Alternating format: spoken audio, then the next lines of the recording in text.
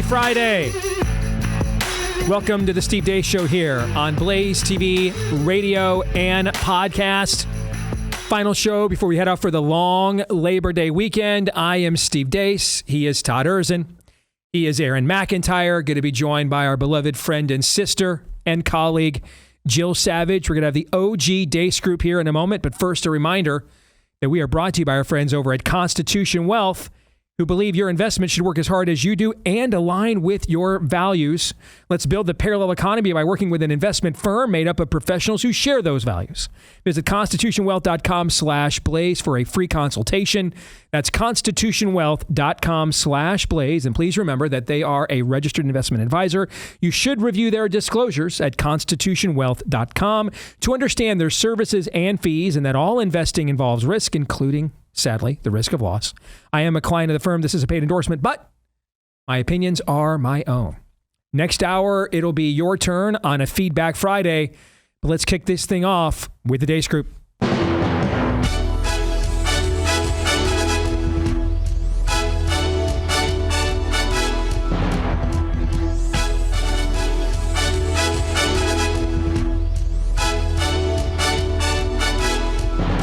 Your weekly look at the week that was begins, as it always does, with issue 1. Bleep, Lord Nefarious says.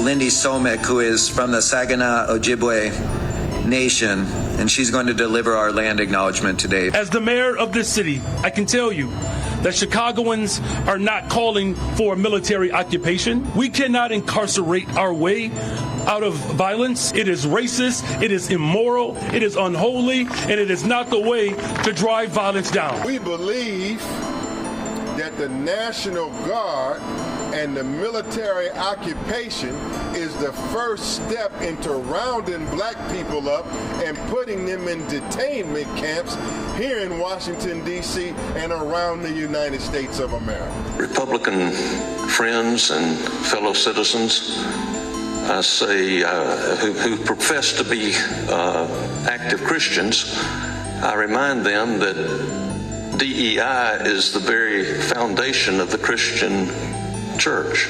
We don't back down. We don't back down. We don't back down. With all due respect, if they go low, we don't go high.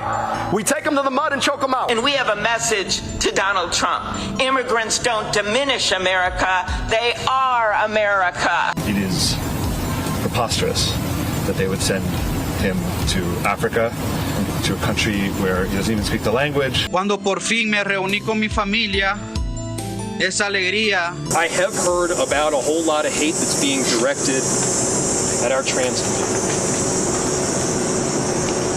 Anybody who is using this as an opportunity to villainize our trans community or any other community out there has lost their sense of common humanity. And don't just say this is about thoughts and prayers right now. These kids were literally praying. Yes, this person was mentally ill. It's not the trans part. It's the part that he was absolutely, completely evil. There's no way to pin an ideology on this, and I think people should remember this as the facts come out about this manifesto. But what I learned from this, once again, is that guns 44 times, and we'll sue them 44 more and 44 more after that. And we have sued them for gender affirming care. Yes, we are not going to scapegoat our transgender community. I know that I live rent free in the president's head, and I wish he would spend some time in Chicago so that he could see what a lovely city we have. Governor, quick follow-up.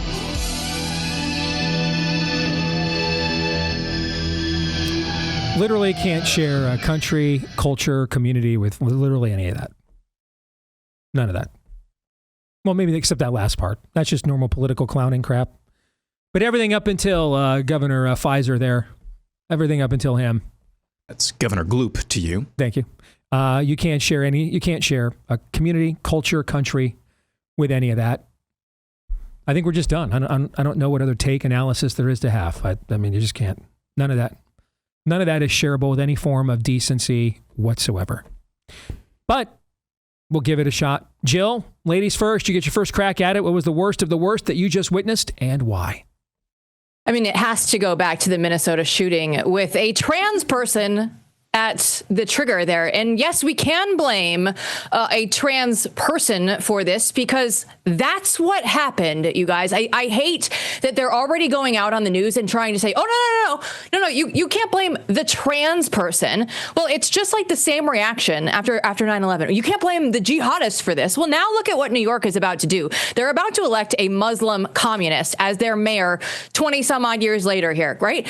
If we don't address this problem head on, we see that we know that too much estrogen in men doesn't lead to good things. This is why they're like, hey, soy products.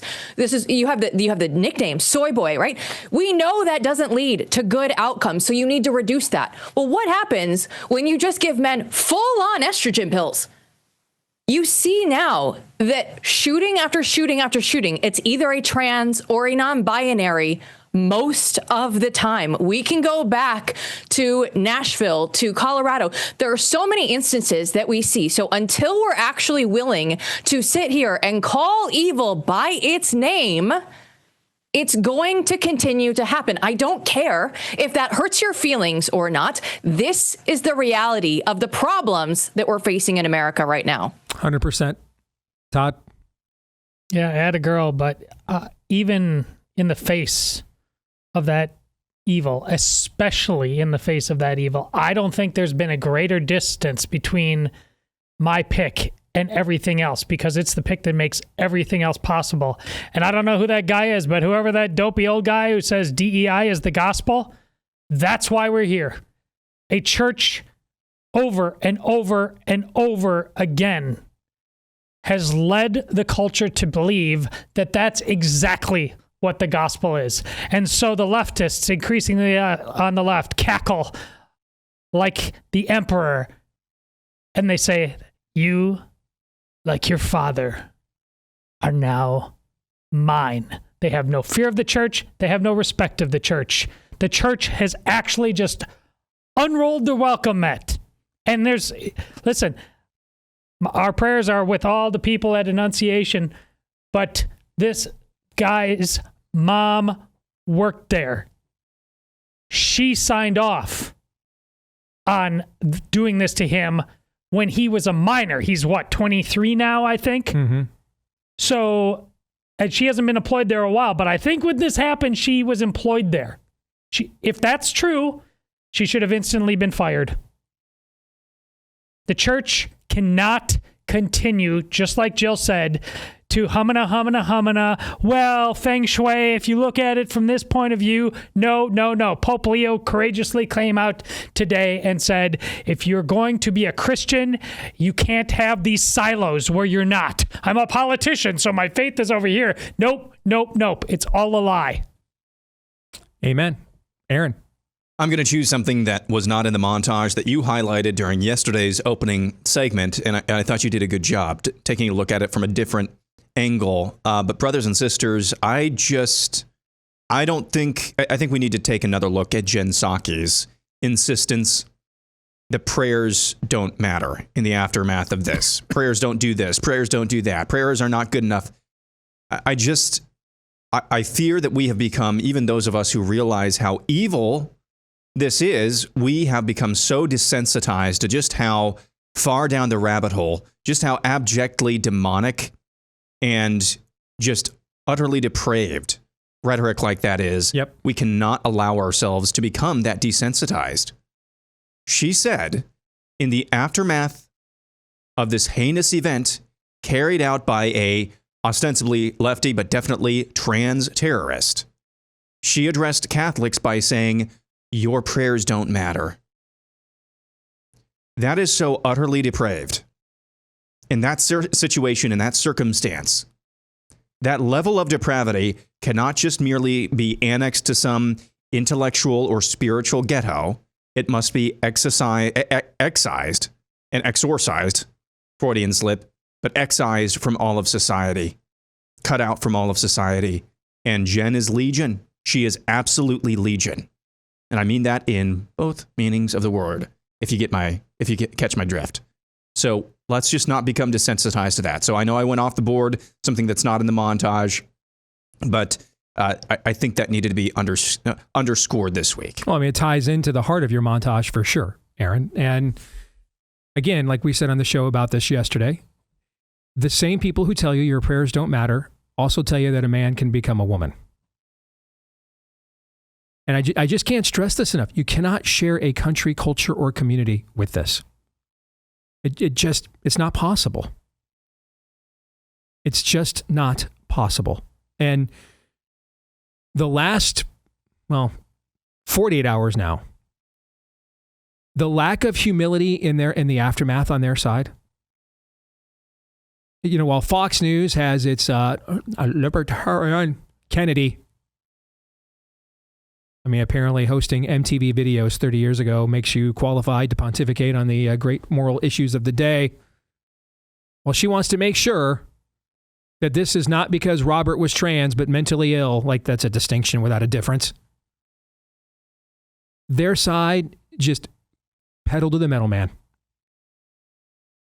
All gas, no brakes, no hesitation, no shame. Openly confirming we're a demonic construct. It's what we are. We speak in fourth tongue. We speak in parcel tongue. We open our mouth and the father of lies comes out. Just doing it in the open.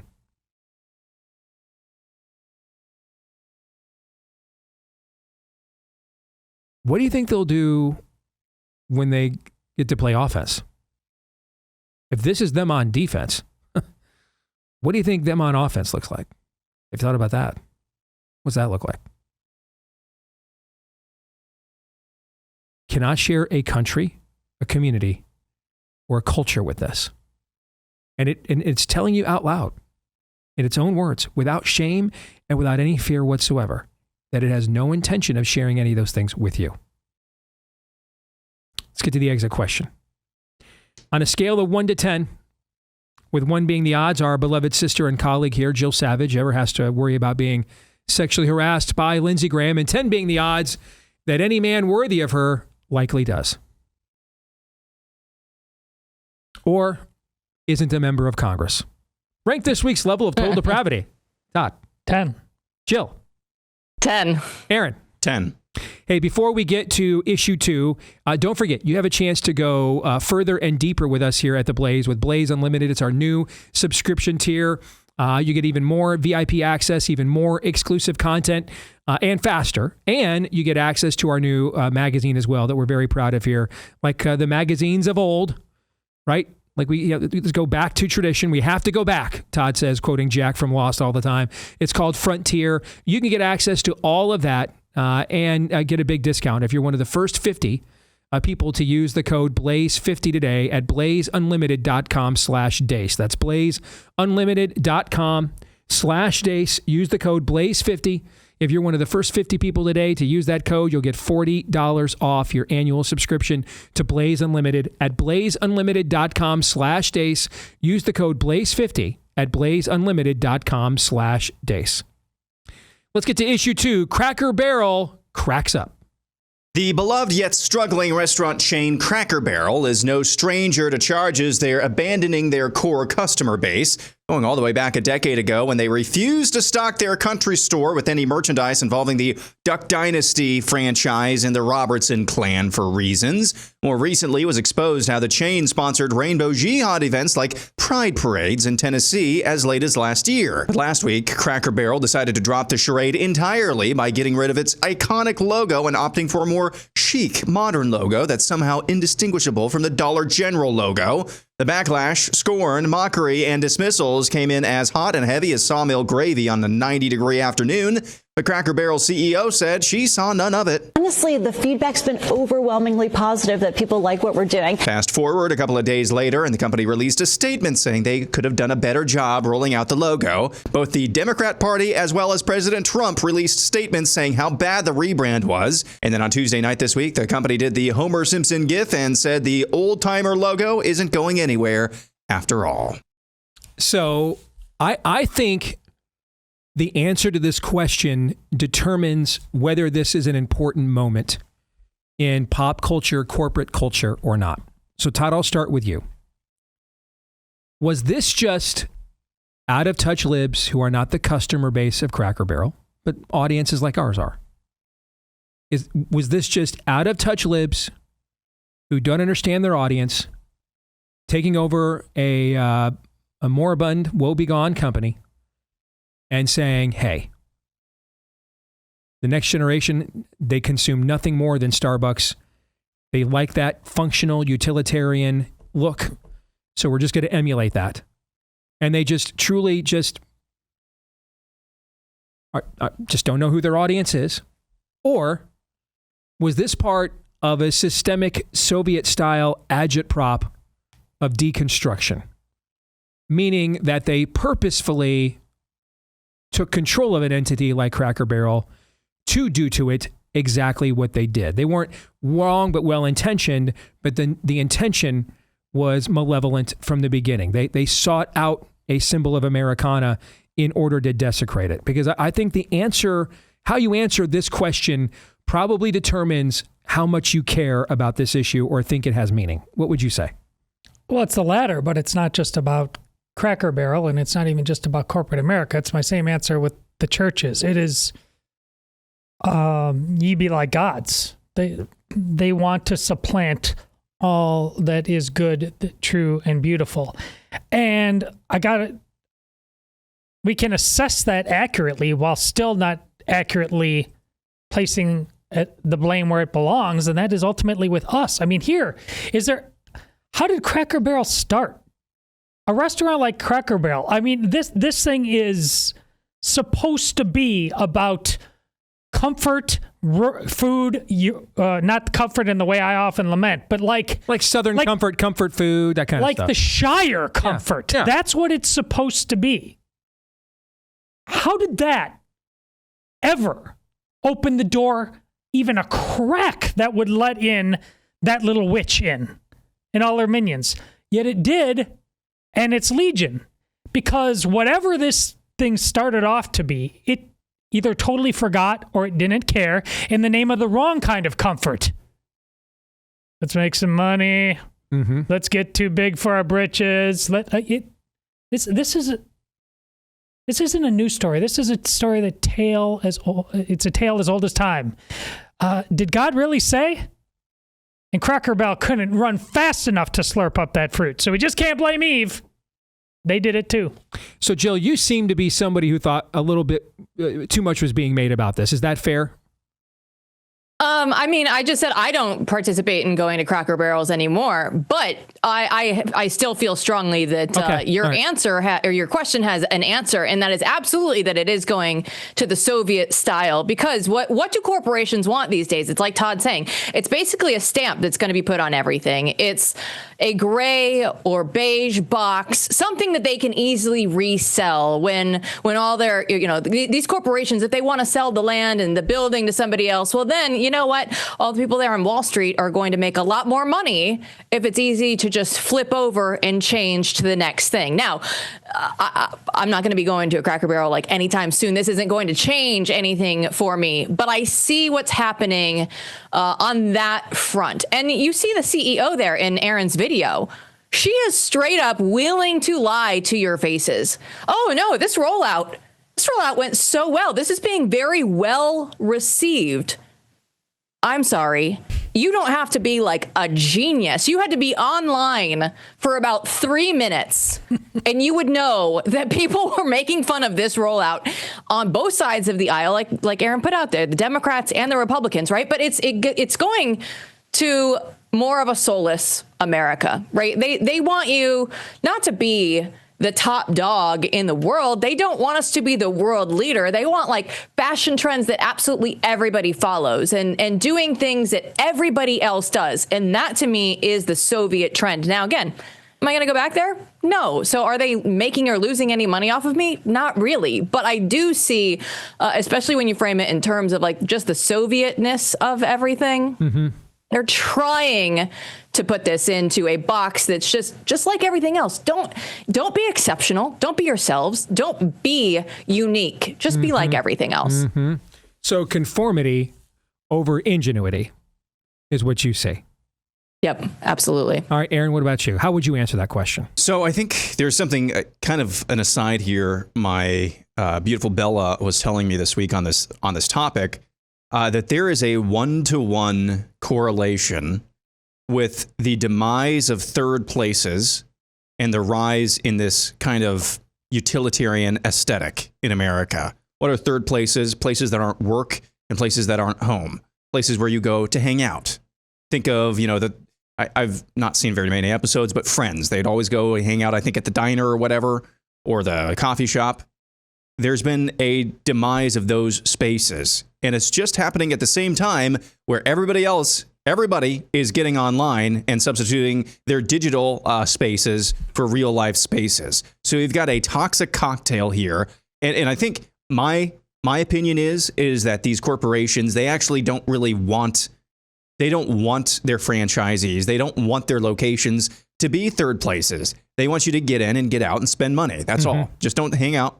Just get in, spend your money. You're a widget. You're a number. You're not a customer. You're not a person. Exactly. Yeah. So it's this toxic stew where we don't see each other. We don't see each other in person, and that's okay because we've substituted our digital lives on this. And the corporations don't see us as human beings who see going out to eat as an emotional experience. We're just widgets to be, to have revenue extracted out of. So that is just a terrible combination there. Now, when it comes to Cracker Barrel, I pointed out it wasn't even a decade ago. It was 12 years ago. That was when I first remembered them kind of stepping in it. And, Phil Robertson said something yucky or icky. And so we've got to pull down all of their merchandise from our store shelves, even though the Phil Robertson Duck Dynasty aesthetic is like a 1-to-1 overlap with the aesthetic, our stated aesthetic that we're going for here. Americana, Southern charm, that type of thing. Mm-hmm. That was the first indication, and you wonder why I couched it as they're a struggling franchise. I can't help but point back to that moment as being the reason why here, now we're sitting in 2025, that's one of the main drivers of why they are struggling. So, yes, a toxic stew on the front of how the corporations relate to their potential customers and how the customers see themselves and how corporations see their customers. But then there's the corporate side, and it's just... Phil Robertson said something icky, and then all of these other franchises look dead and pastel and boring. Apparently that's chic, so we have to do it as well. It's just a toxic brew. And I just want to go back to what I said earlier this week. When you look at all these other franchises, all these other chains that are doing the similar rebrands, McDonald's, Taco Bell, we Pizza just Hut, don't know who we are or what we stand for. Just systemic. It's okay to be Pizza Hut. It's okay to be McDonald's. It's okay for Starbucks to be Starbucks. It's okay to be yourself. But ironically, with the rise of self-expression and individuality, we have coincided that with a complete erasure of what it means to be male, female, what it means to be anything. Our individuality. Correct, our own actual individuality. So now you've just got this homogenous stew that is just disgusting. And I just think it's signs of the times in which we live. Well, you bringing up the Robertson angle obviously hits close to home to me because when I worked before at USA Today back then, what prompted them to have me write the column about the backlash against Phil Robertson was when they were dropped and canceled by Cracker Barrel as one of the big sponsors of Duck Dynasty. And I think about that now, and that was back in, I want to say 2012, around Christmas of 2011 or 2012. So we're a little more than a decade later, and now USA Today, when it publishes pieces about what happened here with this Catholic school getting shot up by the demonic tranny, doesn't mention that it was a tranny at all, and instead uses a paragraph or two to pivot to neo-Nazis and white supremacism. So, based on how you answered the first question, does the response to this and how quickly Cracker Barrel changed course, does it give you optimism that maybe we've reached the breaking point where this kind of homogenous functionality, lumping us all in together as widgets and numbers, it's like the opening of the Lego movie, everything is awesome, no one has an individual thought or instinct. Since the line was drawn here, and they have responded as a corporation accordingly, to some degree at least, does that give you some optimism now that the rubber band is snapping back? And Todd, you're already shaking your head no. Go ahead. Who got fired? As of right now, I don't know that anybody has. Well, one guy That was one guy got sent on X. He got fired as one of the guys at the marketing company. And then he gave out his resume. Oh, no, that was a joke. Oh, was it a joke? Yeah. Oh, okay. I thought it was real. It was the same guy who did the new Coke rebrand, the same guy who did the Jaguar rebrand. Yeah. All right, yeah, because it was, and Netflix was on there. Okay, all right, never mind then. I fell for it. So then nobody did. There's no consequences, so it didn't work this time. They'll try it again next time, and they'll try again, and they'll try again. And we know that one of their great tactics is we never give up, and sooner or later you will. And quite frankly, as we just got done discussing yesterday, they're often right. Our resolve almost never matches them. Jill, agree or disagree with that? Completely agree with Todd. It's not just the vinegar talking for Todd. I think that it's very unlikely that another story like this is going to receive the same kind of traction that this one. Like, this one was uniquely terrible. If something's only like 50% as bad moving forward, it's not going to get the president of the United States putting something out on True Social saying this was terrible, right? Like, we're not going to see that level of outrage. So it's going to continue because the people, as we see time and time and time again, will put up with a lot in this country. Aaron? The only thing I'll give this is all of the lefty mainstream legacy news outlets who are writing after MAGA backlash, after right-wing backlash, after conservative backlash, as if they're trying to castigate us and marginalize us. You realize that's actually making us sound pretty cool because we got exactly what we wanted. However, along the lines of the great prophet Allen Iverson, it's practice. It's just Cracker Barrel. It's Cracker Barrel. It's not. Let's be real here, can we, please? Where were multiple members of Congress yesterday? Where were they? Oh, they're on recess. Don't care. We had one on our show who's getting ready to unveil legislation to codify an old Donald Trump executive order. Don't tell me they're on recess. Where were all the members of Congress lining up to introduce legislation to ban beatball surgery and chemical castration nationwide? Mm-hmm. I know it was probably doomed. Where were they? So until I see that level of vigor, that level of I don't give a you-know-what from our representatives, it's just practice. It's just Cracker Barrel. True or false? Cracker Barrel has the best pancakes in America, Todd. Because I think it's absolutely true. Absolutely true. I'll say false. In fact, I'm not even sure what I think is second. I mean, those pancakes are marriage supper of the lamb level stuff. I'm a Waffle House guy. Are you? See, I've never been there. Worth it, though? Oh, they're my people. Are they? Okay. Jill can speak to Waffle House, can't you? I just love that this is part of the Friday conversation. One, on the Steve Deace Show, you're like, life is terrible. It's never going to change. But these are the best pancakes in pancakes. America. I will still got to say, eat. You still got to eat. Even when your civilization's collapsing, Jill, you still got to eat. Yeah.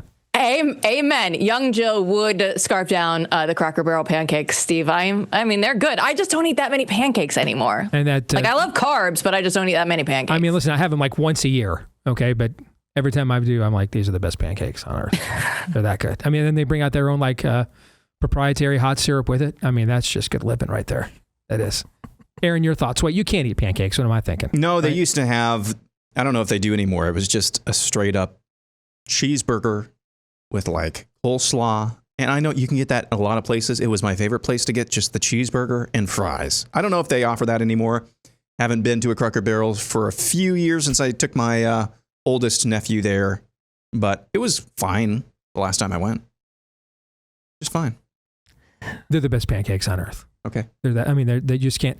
I mean, the perfect crisp edges with the perfect fluff in the middle. How do they do that? How do they do it? Get a room. It blows my... Jeez, I know. Thank you. Somebody had to say it. It's uncomfortable. Speaking of get a room, the latest on Congressman Cory Mills. Oh, Jill, the floor will be yours. What a segue. When we come back, stay tuned.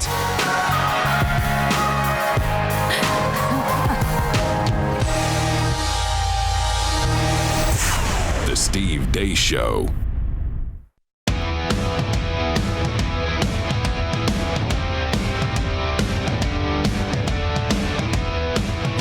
All right, back here on the Steve Deace Show, powered by our friends over at Preborn, who are powered by all of you, because you guys have been tremendously generous to them. You've helped them save literally tens of thousands of babies this year, and who knows how many souls of their mamas who they might have had their conscience seared to justify the decision to murder their babies, and you help them not make that decision. And therefore, you let the light back in. So thank you guys for that. So we're not just... it's not just search and rescue here. It's a ministry as well.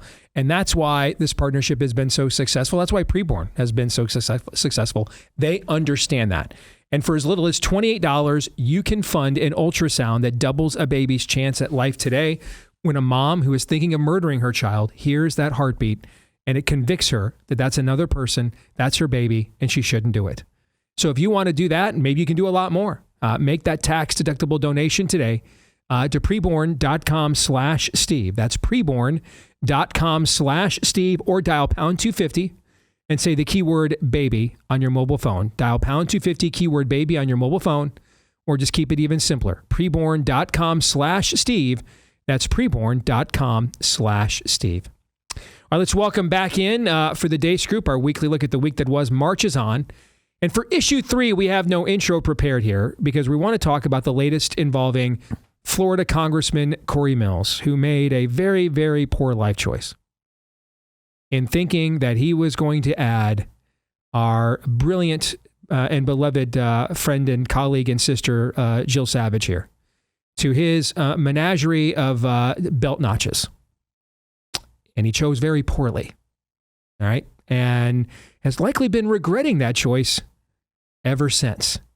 So, Jill, what is the latest on the unraveling of one Congressman Cory Mills?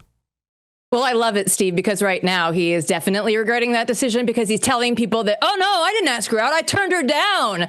So, that's how things are going before we even get into this. But the latest with Congressman Cory Mills is on September 5th. He has a court date for a restraining order. This goes along with a sextortion case that myself and others here at Blaze Media broke. So this has to do with a girlfriend that Cory had for 3 years. She lived with him in his Florida residence. Now, remember, he had a girlfriend in D.C. That's a different girl that lived with him in Washington, D.C. That particular female called the cops on Cory back on February 19th for an alleged assault. The cops came. She was like, oh, crap. I take my story back. Nothing to see here. So when we go back now to the Florida girl, by the way, if you're wondering, do these overlap? Yes, they do.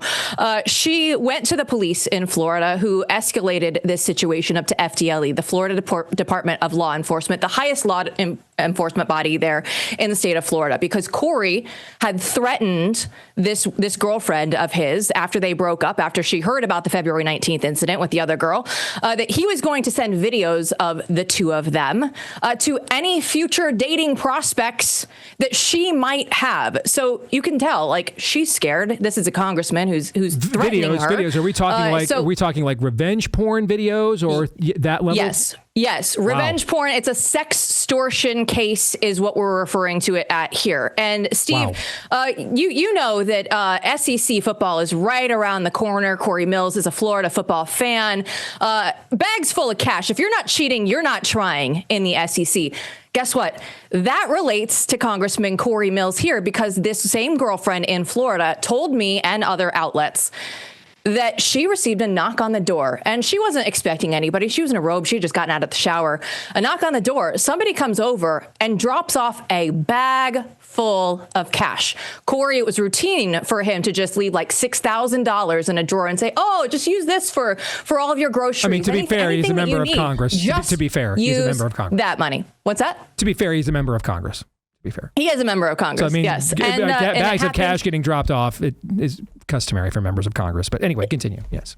It is. So he went over, let's go ahead and because I'm trying to get as much in here as possible. So there was a trip over to Syria over Easter where he was the first member of the U.S. government that met with al-Shara, the former al-Qaeda person. Raise your hand if you think anybody is former al-Qaeda. So again, he is a congressman who has a previous history of being an international arms dealer. Within the first year of that happening, they got a $228 million contract with Iraq. I'm sure that none of this is going to come into play when he's over there in Syria.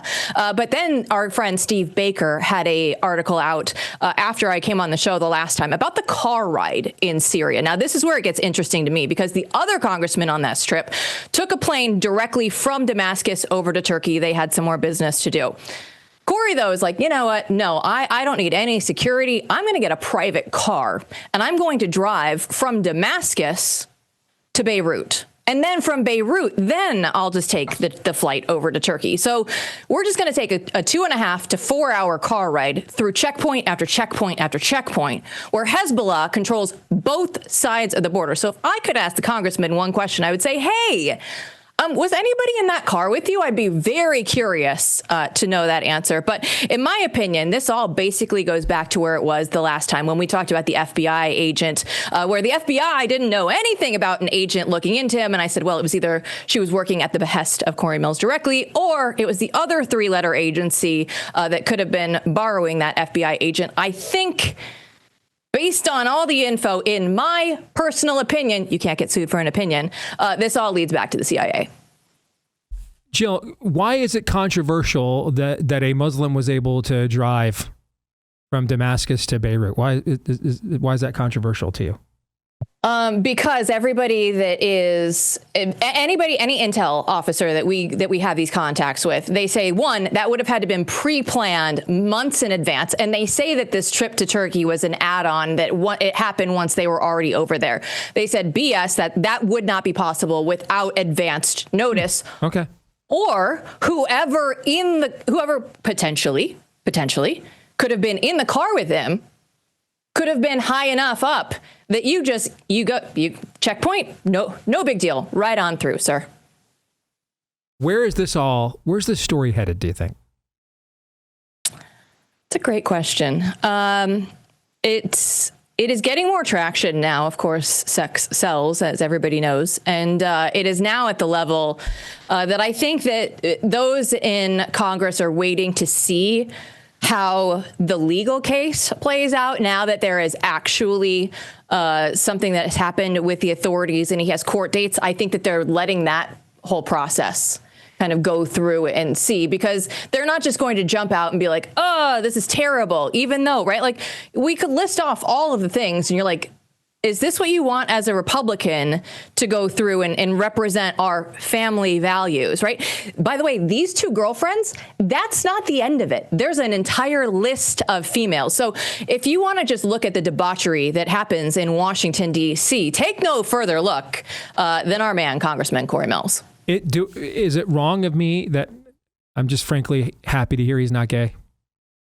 I heard you talk about Natalie Winters earlier, that she was like, hey, me and all my young girls in Washington, D.C., we came here, we're thinking like we're going to find a good man.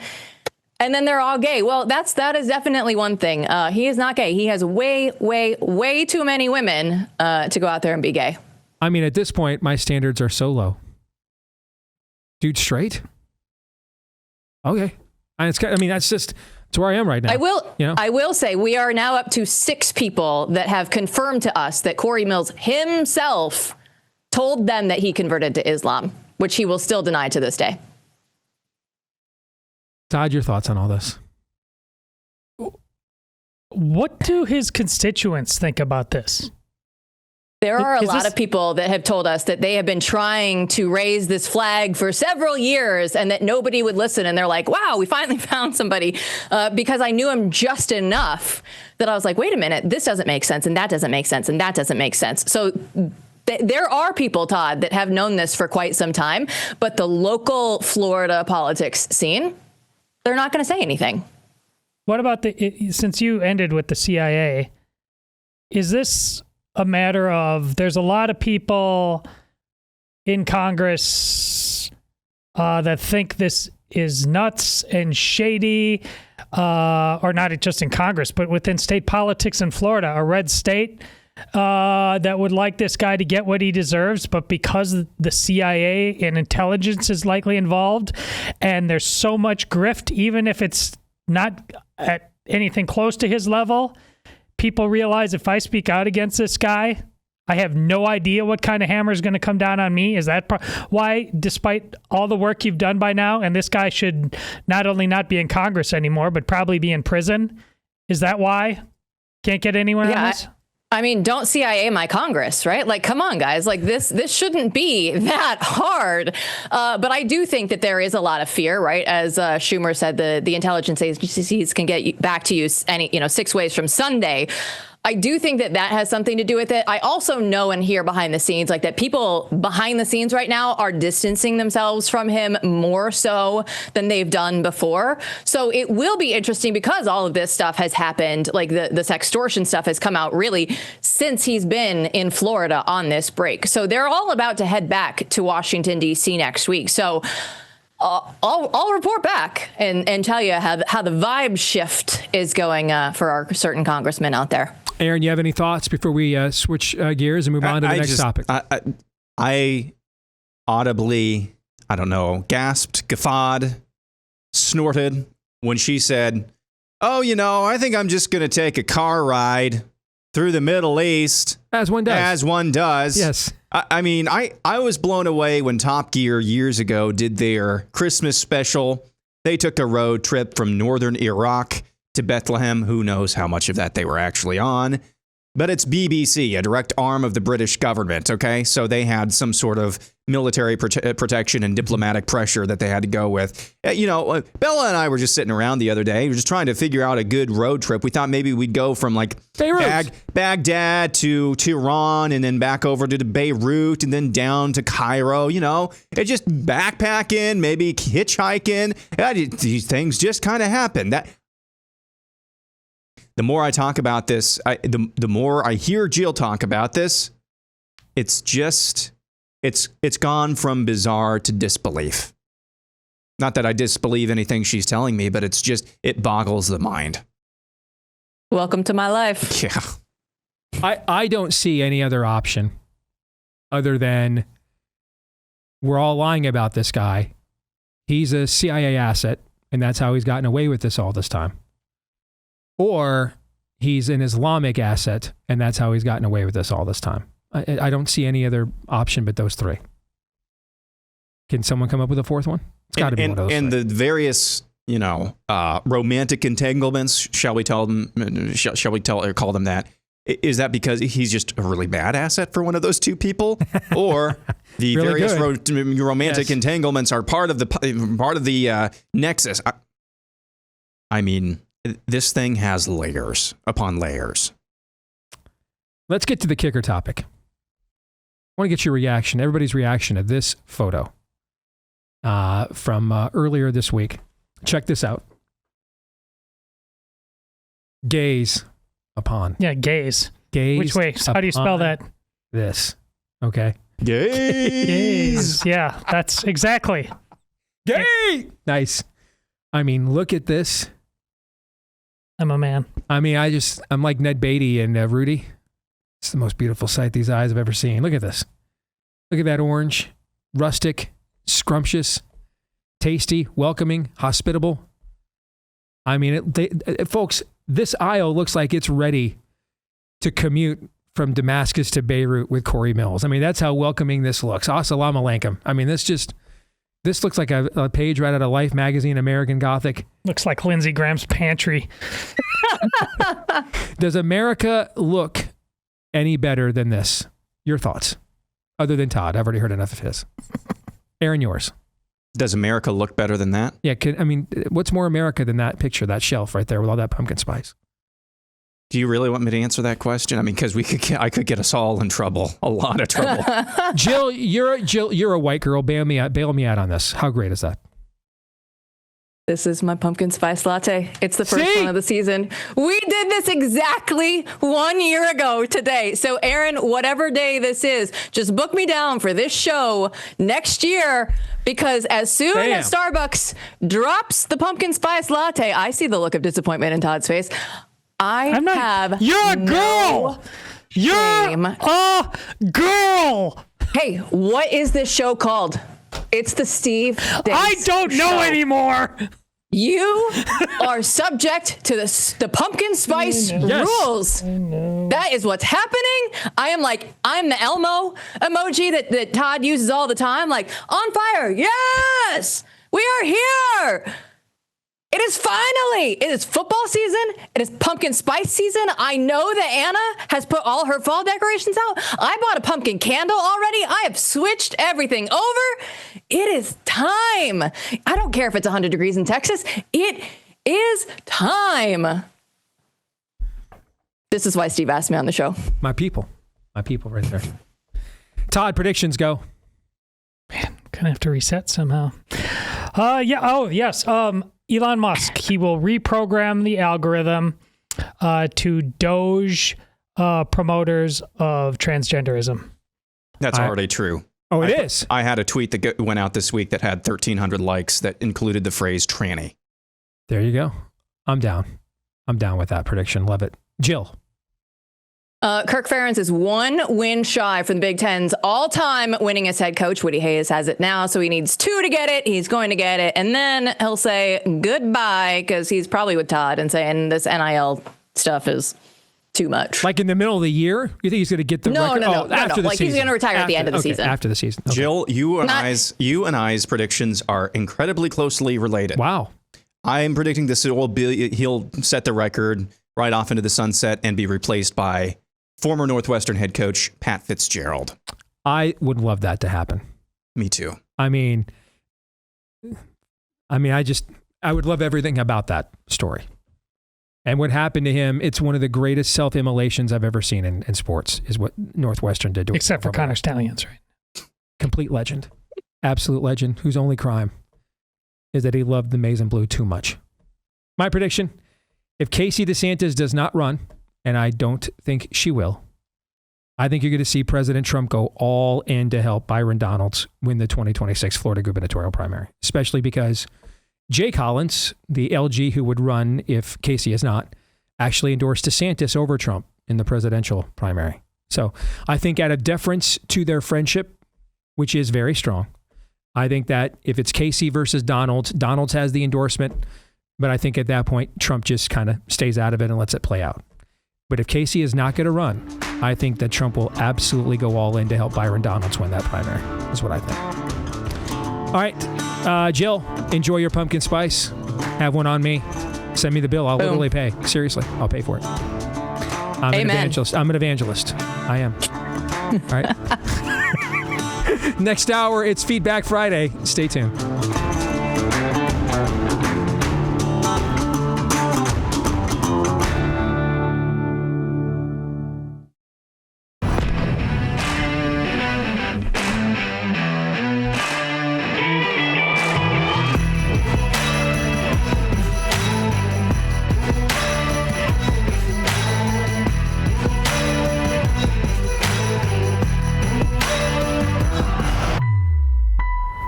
We're back here with Hour 2 here on Blaze TV, radio, and podcast. Steve Deace here with Aaron McIntyre, Todd Erzin, and all of you. And you can all let us know what you think about what we think.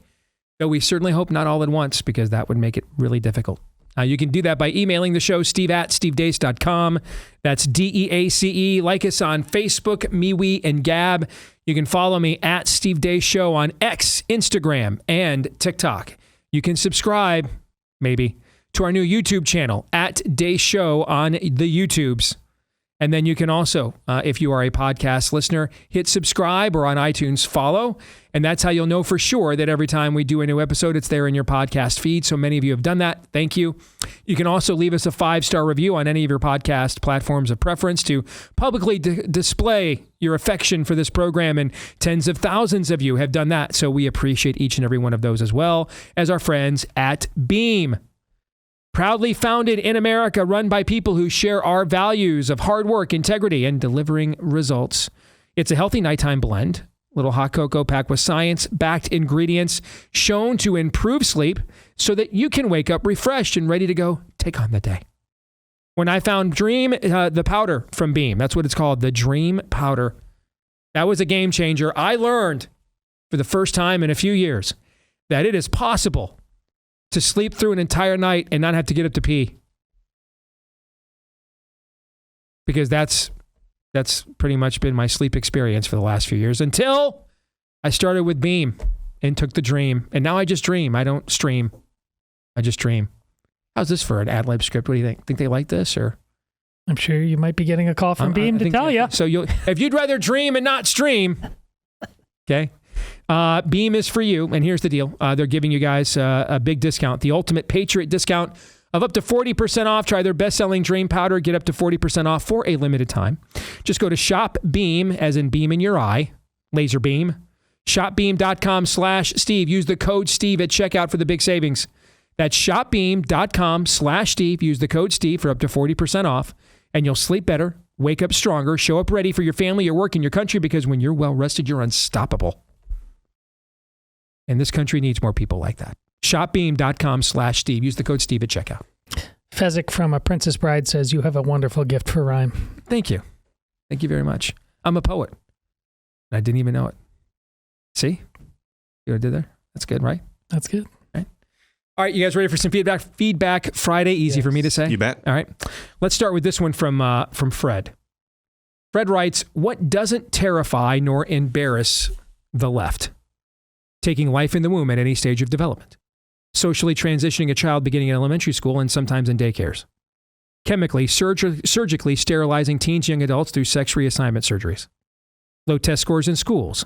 Low results in proficiency exams as long as the students feel good and graduation rates increase. Failing schools. Increased dependency on programs through the expansion of the parameters required to get on the programs. Equal shabbiness, as it is preached, not lived by millionaires and billionaires. A South American human trafficking ring, gangbanging, a spouse abuser, the illegal doesn't register. The murder of their own children because the murderer wasn't white/Caucasian. All the barren single ladies who took 300 to another level. The man who doesn't work, Christians professing Christ, the Christian church pastor. What does terrify, embarrass the left? Life in the womb, developing in the womb. A heartbeat at 6 weeks, loving and affirming your sons and daughters as your unmistakable son and daughter. Millstones for the counselor seeking to transition them. Millstones around the necks of the doctors, chemically and surgically sterilizing teens and young adults through sex reassignment surgery. A person on the right, or high test scores, high performing scores with literate graduates. High performing schools and school choice, independence, unequal shabbiness as it exists men determined to be free. Consequences for breaking the law. Consequences for breaking the law and the right to protect oneself, family, and possessions. A pregnant woman married to a man, mother. The man building his kingdom. Christians acting as Christ and God the Father called them to act without fear of man. A man living with the spirit of power, love, and a sound mind. God the Father, the Son, the Holy Ghost. You, the image bearer of God. Harrison Butker and a Kyle Rittenhouse holiday. That's from Fred. Well, Fred, you are to be commended for your comprehensiveness, but I think there's one meta point that needs an addendum, because you talk about what does and doesn't embarrass the left. You're right about that. But the stuff that does, the last column, the does embarrass column, the simple fact of the matter is that embarrasses a lot of Christians too, which is why they pull their punches. Which they live a neither hot nor cold, but utterly lukewarm lifestyle. See, that's the real problem. Because if the church is the church and Christians are Christians, that ghastly story you just told isn't so ghastly, because an entirely different plumb line has been set for the culture. I think Todd is obviously right there. But more and more in the first column that you read, that is indicative of a culture that is very quickly, if not already there, experiencing some sort of an infestation of demonism. Nothing brings shame. The enemy uses shame to his gain, actually. It's when the believer, the Christian, I believe, when faced with his own sin, commits an act of sin, whether it's, pick your poison here, maybe it's some sort of habitual sin or anger or any lack of the fruits of spirit, realizes what he has done, and then instead of going to confession or confessing to your brothers and then getting back up, instead says and succumbs to the voice that says, you can never do any better than that. Mm-hmm. That's how the enemy uses shame. Mm-hmm. But eventually, when enough people have succumbed to that type of shame, there then becomes an absence of shame. Since you can't rise above your base nature anyway, there's nothing to be ashamed of. There's nothing to be ashamed of. Of course, that's a lie. But that's the dynamic that I think you're illustrating here, Fred. And while it is obviously true that the reason that we have this dynamic in this country that you perfectly illustrated, it's because there have been too many people who profess the name of Christ who are frankly embarrassed, ashamed of Christ. What I'm saying is there's a lot of people who profess the name of Christ that aren't Christians at all, that are more cowards than Christians. Amen. That's what I'm saying. That'll preach right there. Since you used the term lukewarm, a lot of you've heard the expression from Christ. It's in the book of Revelation. He's talking to the 7 churches in Asia Minor, modern day Turkey there. And to one of them, he says, hey, you've become lukewarm and I want to spit you out of my mouth. And you've often heard that interpreted to mean lukewarm as in, you're almost better off, being dead in Christ than, being lukewarm and not really feeling it. Although there's a tinge of the right taste there, but you're better off being cold than lukewarm. That's not wrong, but it's not precise. I think you need to understand the origin of that reference.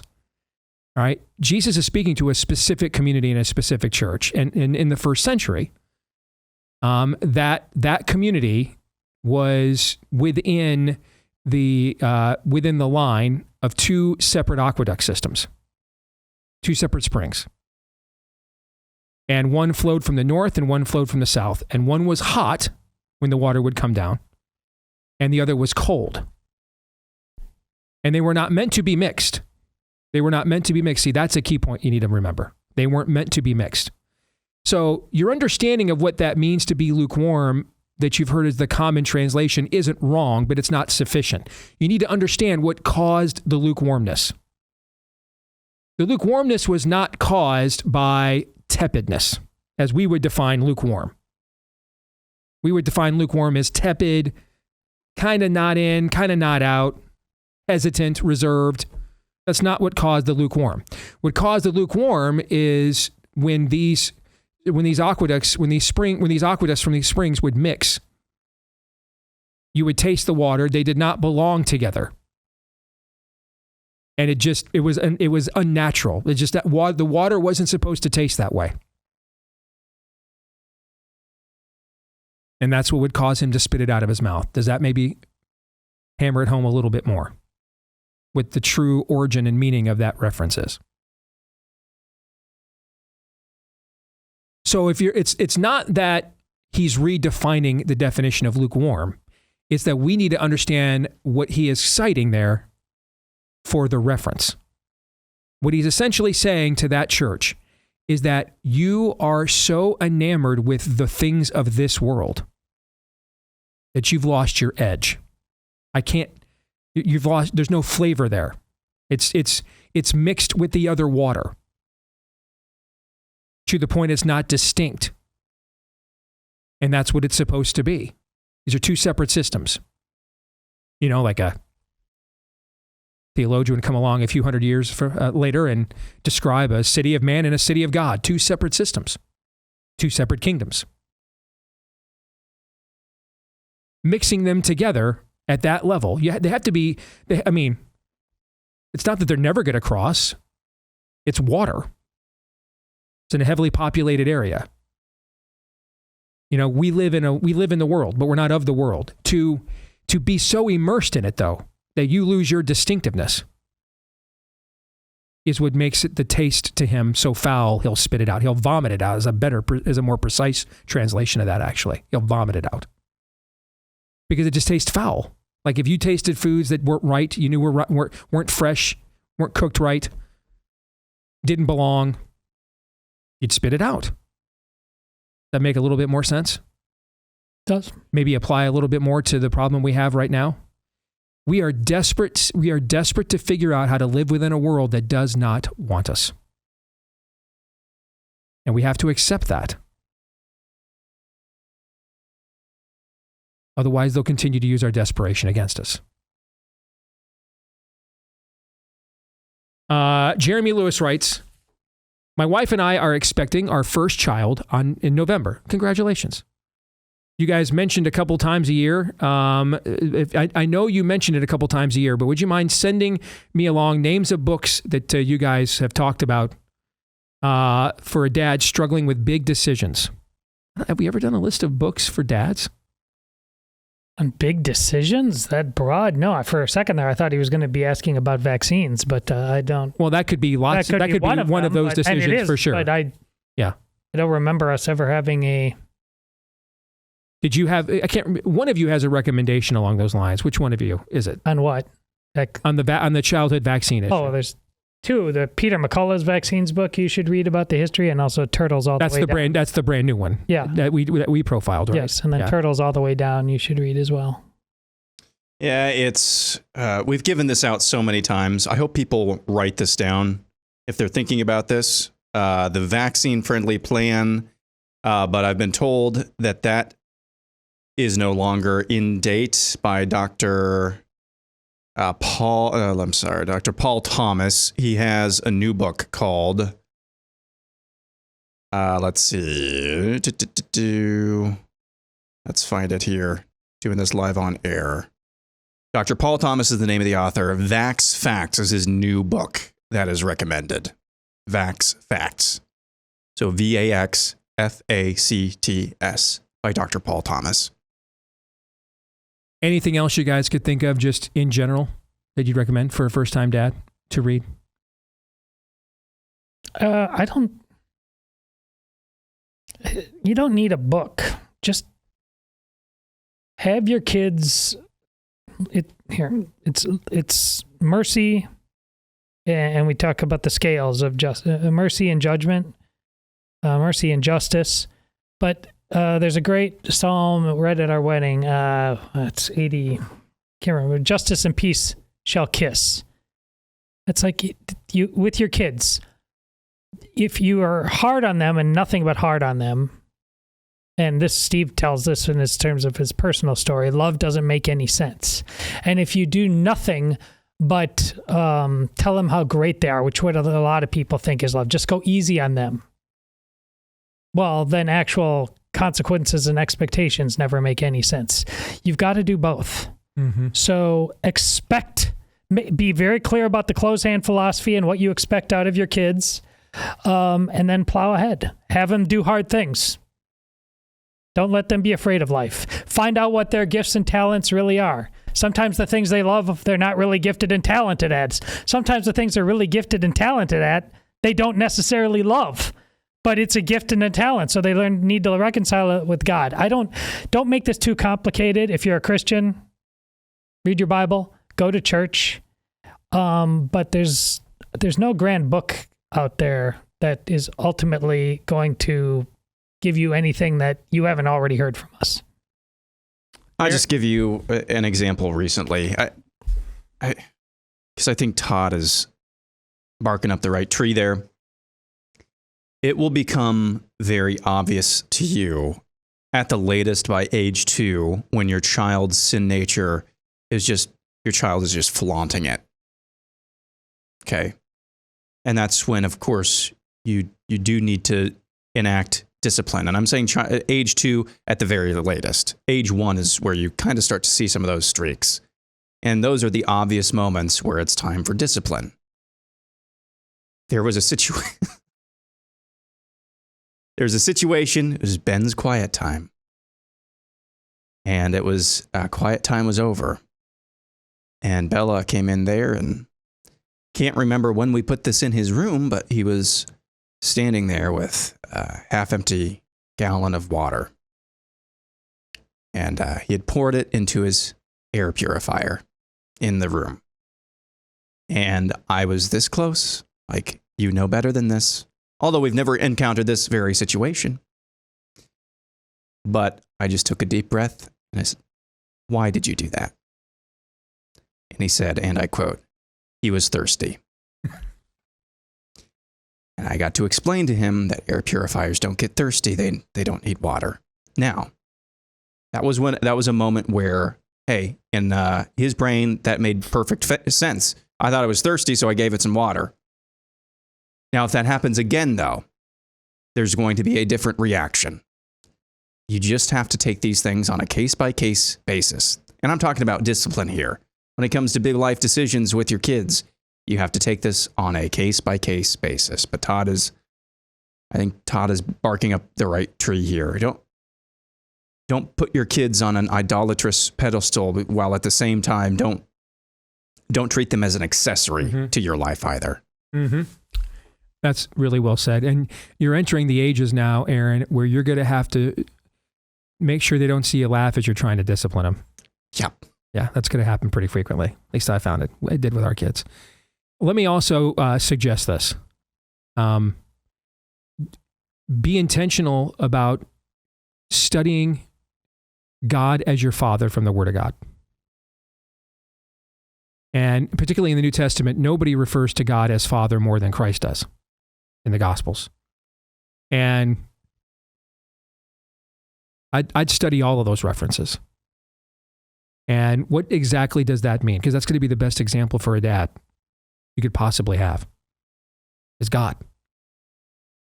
And he disciplines, he loves, he forgives, he provides, he initiates, he protects, he defends, he gets angry,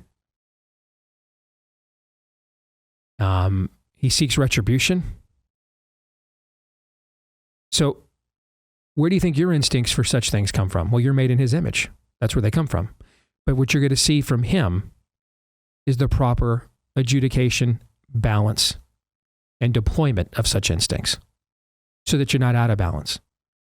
So that you either are so heavily on the side of mercy that you're going to have your 11, 12, 13-year-old son and daughter yelling and screaming at you at that age because they don't fear you on any level whatsoever. So there's no respect.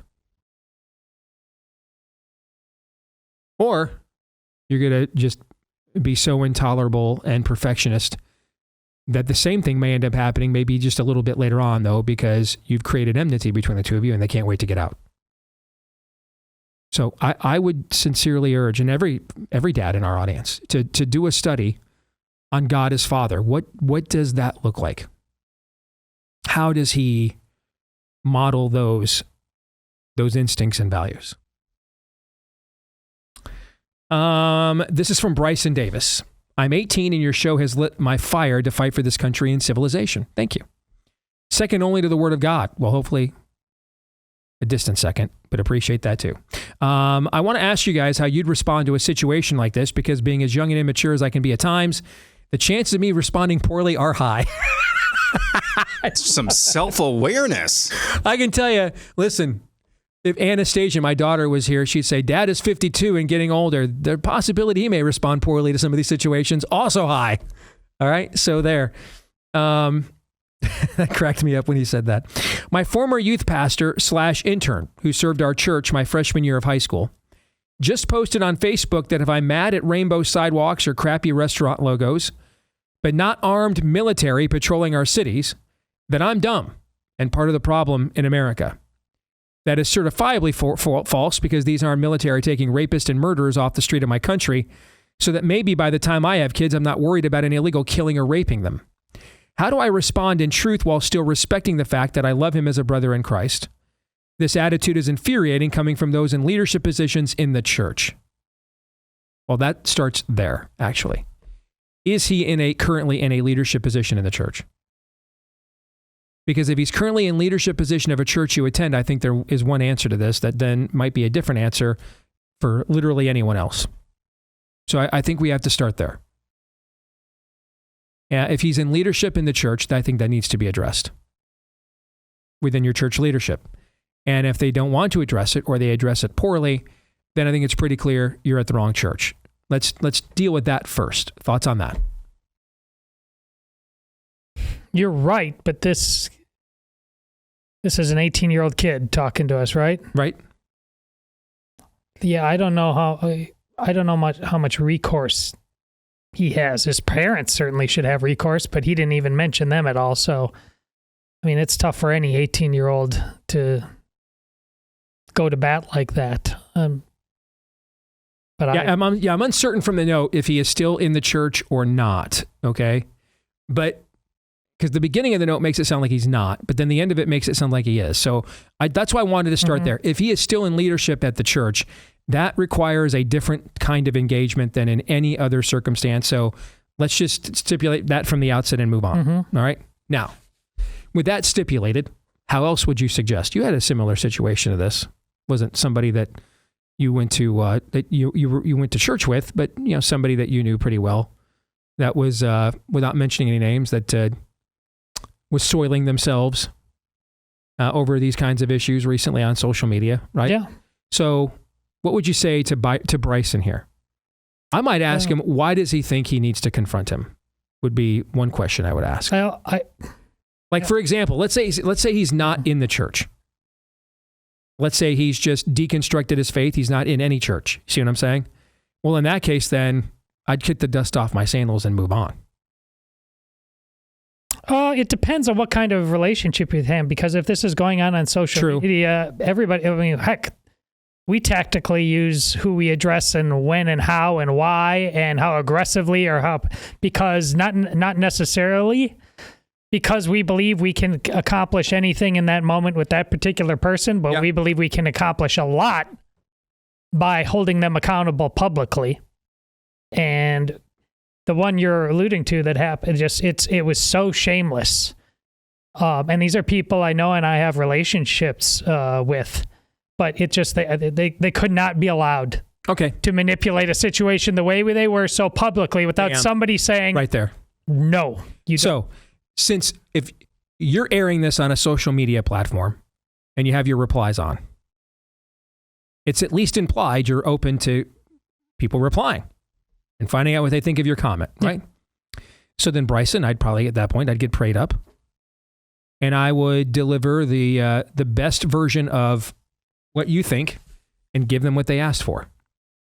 Now, doing so in a way that loves your neighbor as you love yourself. Now, that's not some, syrupy, I'm sure you mean well, or your intentions, none of that. That's all humanistic garbage. What it means is that you understand the person you're talking to is created in the likeness and image of God every bit as much as you are. And you want to model Christ-likeness, which means even in the rebuke, there's plenty of Christ-like rebukes, even harsh ones, but that you're not seeking your own vindication, but that you are, you're pursuing the truth and pointing people to the one who is ultimate truth, right? And that's how you'll put together, if you keep those motivations in mind, that's how you're going to put together the wisest reply you could. But with that in mind, I'd just go ahead at that point then and give them what they asked. They put it out there in a public forum. The replies are on. That seems to insinuate they're interested in some degree to a reply. So I'd just get prayed up, make sure you have, like John the Baptist says, I must decrease so that he will increase. Try to decrease whatever feelings and needs for vindication or anger that you have so that his holiness and wisdom will shine through instead. And then I'd give them what they asked for and reply. How's that? It's good. We have a very difficult task in this modern age. There are ideas. Define the we. Like all of us collectively. Oh, I'm sorry. The three of us and you and who, in the name of God, gotcha. want to defend the good of the true and the beautiful. And in this example, Steve, the examples are countless. The ideas themselves are so toxic, so demonic. Yep. The ideas must be destroyed with severe prejudice, but they are held by image bearers. And destroying those ideas, there is no way to do that without upsetting these people who currently hold these ideas, because they hold them as false gods. But we still have to do our best, knowing that we're going to upset them, but we have to also guard against destroying them. Mm-hmm. And what I just laid out for you is very, very hard to do. So ultimately, when Steve says, get prayed up, don't think of that as just like some trite. Not at all. You need the power of the Holy Spirit to 100%. do this as best as you can, because 100%. this is spiritual warfare. 100%. Wouldn't add a word to that. Aaron, what do you say? I would say that it's crucial in these sorts of circumstances.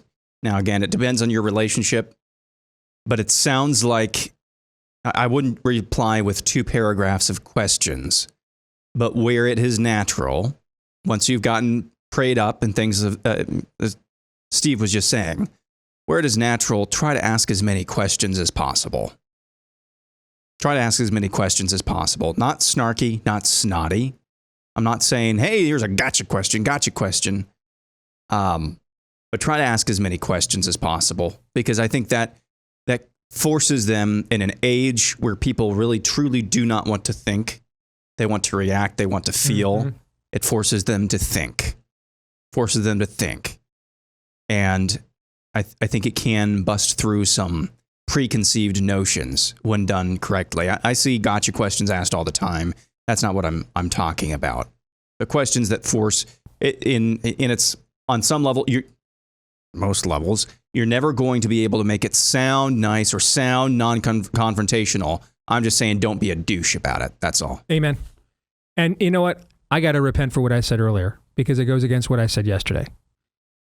The reality is, people in your feed putting this junk out in public, it absolutely has to be confronted. Period. We are not going to just eradicate this from public view by just, just allowing this stuff to go unchallenged and unanswered. Absolutely not. Absolutely not. And especially given this person used to hold a position of leadership in the church as you were growing up. Then, you said he's only 18. You actually had more wisdom about this initially, Bryson, than I did at 52. Okay? So there is just no way that this can just go unchallenged anymore. This sheer lunacy has to be challenged on every front.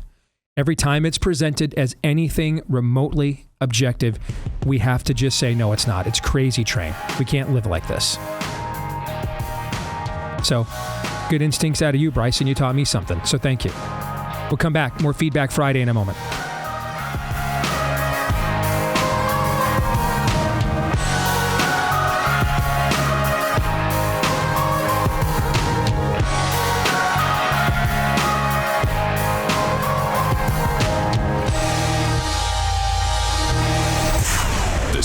Deace Show.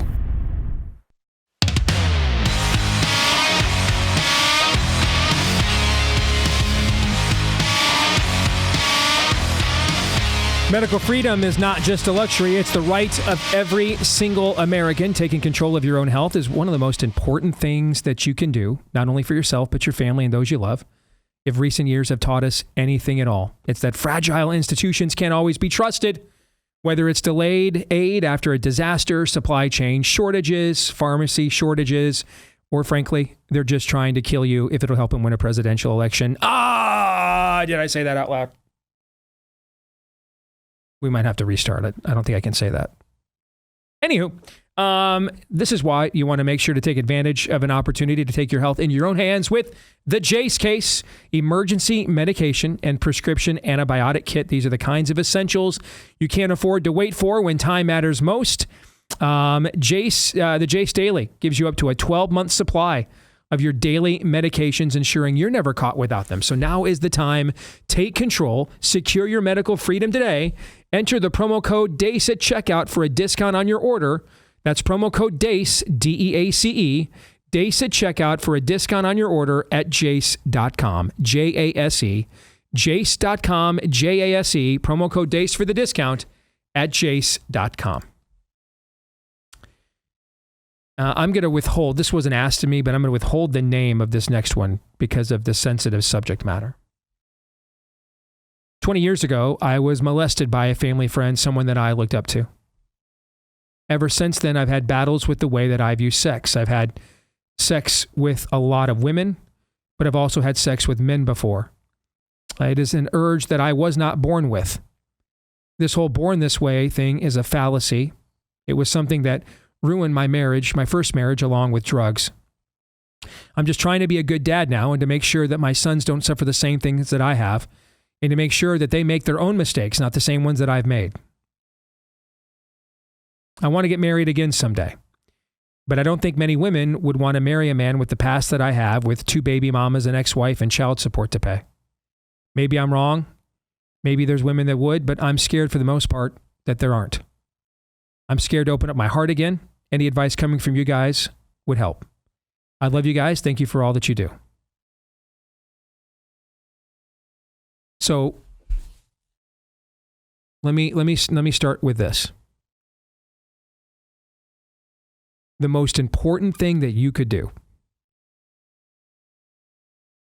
and it will help you more than anything else to accomplish the primary goals that you've stated here. But it will also help you accomplish the primary goal you have not. The most important thing that you could do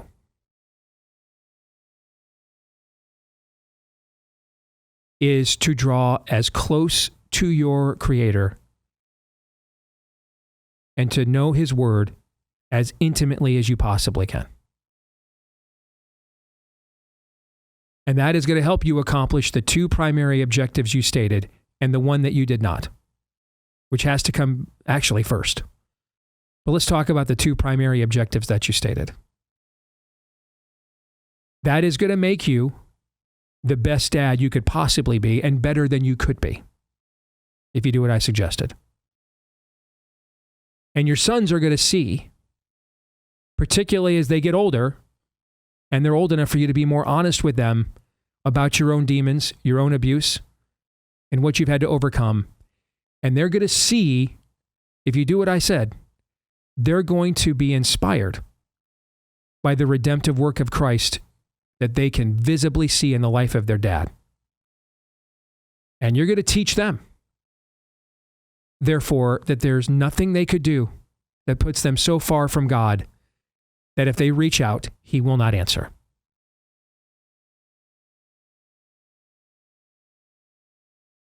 That's number 1. Number 2, if you do what I suggest, it will make you into the kind of man worthy of the kind of woman you're looking for, so that you don't repeat the mistakes of the past and those demons don't continue to haunt you and therefore haunt her.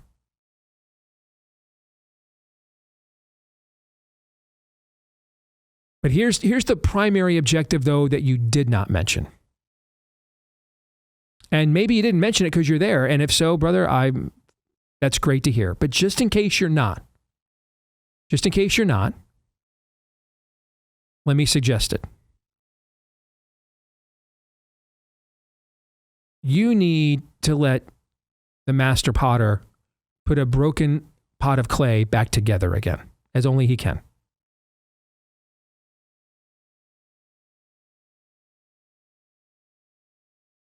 If you had no children and had never been married, you would still need this because of what was done to you.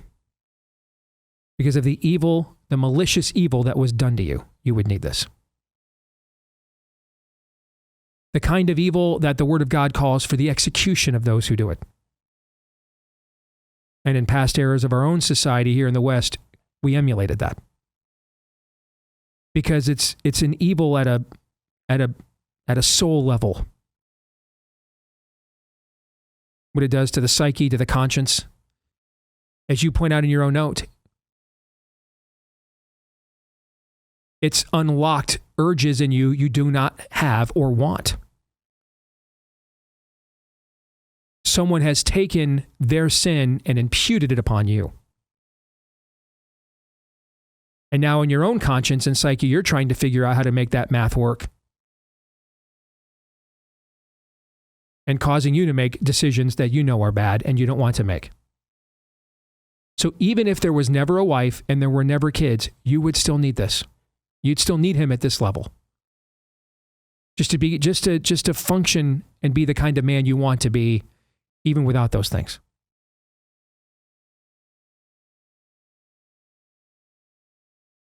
So I'd seek out a good church.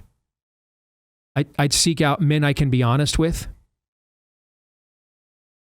Everybody's got a story, brother. Everybody's got a testimony. That whole for all have sinned and fallen short of the glory thing. And theirs might be different than yours. You might perceive they're worse or better. But they are in need of redemption nevertheless.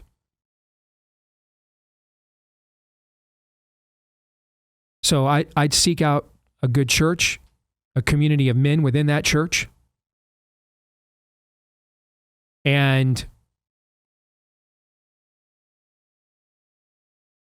I'd spend some time, just me and God, and letting him put me back together again, is what I would do. Thoughts, gentlemen? Yeah, I have two things. You started off talking about the intimacy of a male-female relationships, the mistakes you've made accordingly, and wanting to get hopefully back to having that as a possibility in your life. And then, talking about all kinds of other relationships. Here's the thing. If you focus too much on the one, you will be missing the opportunity to get to that one as soon as possible. Because whether you're talking about father-child, male-female, co-workers, group of men, we're talking about relationships. Mm-hmm. God is relationship. Do your best to whatever relationship is in front of you, improve it. You might need to jettison some relationships. You might need to choose other relationships altogether. That'll preach right there. But if you do that, and in ways that will elevate your sense of yourself as a man, in ways that maybe you don't even understand you need right now, you'll just become a different person that is suddenly all too ready, willing, and able to get into that relationship. Secondly, I don't know where you are in terms of a church. So what I'm going to suggest to you is just I know there's all manner of Protestants who believe in some kind of practice of publicly, formally confessing sins. But since I don't know what church, I do know you can look on any website, find any Catholic church, and find a schedule of confession times. All right. If you haven't heard it before, you need to go and confess the sins that you just laid out to Steve and are concerned about, and you think you can't be made whole again, and you need to hear you're forgiven. Mm. So you don't have to be Catholic to go to confession. Just go in there, and without even telling a whole long story, say the things you're ashamed of. Tell her the sins. They've heard it all before. And receive forgiveness from somebody who's real flesh and blood. And in my case, the theology about it, in terms of what we believe, the grace that extends from it. But I don't even think I don't demand you assent to that, nor does the Catholic Church. Open yourself up completely by not bottling it all up inside. You can say it. Another person can hear it. That person isn't a woman. You won't be intimate with that person, but you will hear forgiveness. And if that relationship can be the start of all the other relationships, it is possible. All things are possible. You know, this reminds me of C.S. Lewis's Mere Christianity, Book 3, Chapter 5, on sexual morality. And if you do the thing that Todd said, and you take the advice that Steve said, it could be very likely, I don't know where you are in your walk, on a walk, what have you. It could be that when you open yourself up, when you confess these things, when you seek healing or wholeness, what have you, it could be as well. I just want to be real with you. Could be the moment again that our opposition, our enemy says, well, that guy's getting serious over here. Mm-hmm.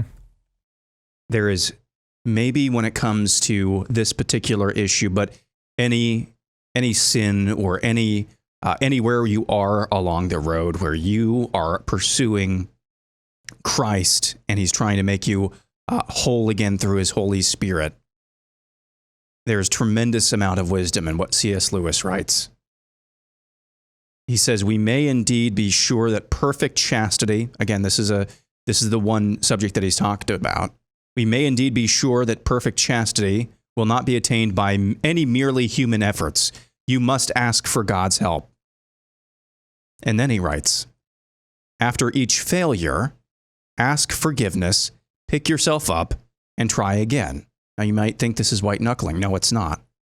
C.S. Lewis writes, very often what God first helps us towards is not the virtue itself, but just this power of always trying again. For however important chastity or courage or truthfulness or any other virtue may be, this process trains us in the habits of the soul, which are more important still. There is tremendous amount of wisdom there. It may not be that the certain virtue, the certain wholeness that you're trying to attain, that may not be what God has for you instantaneously, but you know what he does have for you every single morning? Mercies. He does. So I think that's a solid foundation from which to build. Absolutely. Because I know you think you know what you want, but you're seeing through a glass so darkly, so broken, so jaded in so many ways on that front, that you need to transform yourself. So you won't even, right now, it could even happen sooner than you think, but you won't even see it in the person that's offering it to you, because you only think you can get it in this way from a person who looks this way. I told somebody I love deeply, as close to any of my life once, when she was going through a pile, I was like, listen, what's one of the personal habits you don't like? Smoking. I said, if you want what you really want, you got to be open to a person who is redeemed in all the ways you want to talk about, but this can't kick this habit. They're a smoker. You can't see, you're pushing a bunch of people stage left. They're broken just like you. You've got to be able to, there's somebody broken just like you who's wondering the exact same thing. You can find each other, but do you have eyes to see right now to know that person when they come across your path? And that's why you have to work on all your relationships and not just obsess about that one. Very eloquent and beautifully said, both of you. Let's close out here with this from Jamie. This is my second email ever, and both were to you. I am a 63-year young widow. I lost my husband because of the wonderful Obamacare in 2010. You and your show kept me sane through the COVID years. I drugged both my girls to nefarious. Thank you. And I listened to you when I was fired from my trucking job due to a contract loss after 24 years. I asked God, where do I need to go from here? I still had a family to support. I took my 3 million safe miles and took them to driving a school bus. I see God's hands on my special kids. Thank you for reminding me to seek God's needs instead of my own. You guys all keep me centered. And I love how Todd brings charisma to your show. Now, that's the first time that has ever been said. Finally, somebody understands me. Literally, that is literally the first time that's ever been said. I mean, it's not a joke. It's not a snark. I mean, it is, but it's also true. That is literally the first time that's ever been said. Most people spell charisma as jackass. But she did follow it up with an LOL. And she says, hey, you and Aaron aren't too shabby either. Keep up the good work again. That is sincerely Jamie. Thank you. Very encouraging note. Yes. I've got to encourage you. Gentlemen, we've got the 2-minute warning here on the program. Any final thoughts at all? Do we still have the pumpkin spice dude wipes up there somewhere? We do. They're right above Todd, in fact. And you know what? They're next to the patriotic cross where they belong, brother. Two venerable relics together. One of the Southern schools actually got, or one of the quarterbacks, I think, for one of the Southern schools got a sponsorship from Dude Wipes. Oh, Todd, no, he did not. That's not. Tell me he's good. Let me look it up real quick. Because if you're going to do that, you better be good. You know what I'm saying? I mean, can you imagine how brutal that guy's social media is going to be first bad game he has? Can you imagine? Okay. Soiled yourself again. Jackson Arnold. So he's not good. Is the check clearing for them? No, it's Auburn. It's Steve, Auburn. There's just too much money. It's just too much money. It's a partnership with Auburn, but Jackson Arnold is the brand ambassador. He might be good. He wasn't good at Oklahoma, and that's why he transferred to Auburn. But if he gets too much grief on social media, Steve, there's a solution, tried and true. He'll just throw his phone in a pond. If you are Jackson Arnold's friend, no, don't. Oh my. Oh no. I feel like that Nathan Fillion meme. You know, have you seen that one? Yes. I love that one. Yep. Okay. I just like, don't. If you're going to take dude wipes first, you got to be like Arch Manning. Garrett Nussmeier, it's college football. Suddenly we have standards. There's just too much money. No, you cannot. Then again, we don't know if Arch Manning is good yet. I guess we find out here in about 48 hours. But if you're going to take dude wipes on as a sponsor, you better be good. Apparently, weed sponsors Colorado football. Deion Sanders said that was his favorite student tradition. The smell of weed in the second quarter. True facts, though. True facts. Have a great weekend, Romans 8:28.